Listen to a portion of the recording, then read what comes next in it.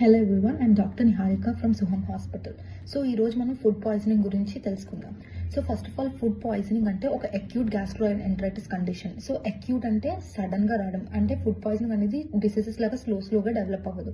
First of all, food poisoning అనేది ఎందుకు వస్తుంది?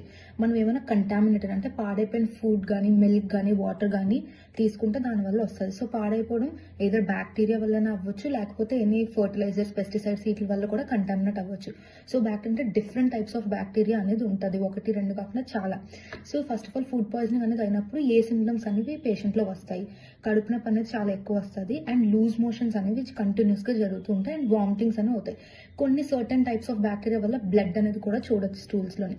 సో ఈ వచ్చిన వెంటనే మనం హాస్పిటల్కి వెళ్ళాలి. హాస్పిటల్కి వెళ్ళిన తర్వాత ల్యాబ్ టెస్ట్ అనేవి చేస్తారు.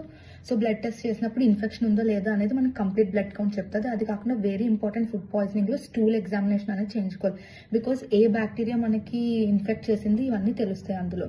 అండ్ ఈ ఫుడ్ పాయిజనింగ్ ఇలాంటివి రాకుండా ఎలా ప్రివెంట్ చేయాలి అని అంటే, ఫస్ట్ మనం హోటల్స్ దగ్గర మాట్లాడుకుంటే, హోటల్స్లోని స్టాఫ్ని సెలెక్ట్ చేసినప్పుడు డెఫినెట్లీ వాళ్ళకి ఏ డిసీజెస్ లేకుండా వాళ్ళని సెలెక్ట్ చేయాలి, and very clean hygiene maintain చేయాలి కుకింగ్ ఏరియాలోని.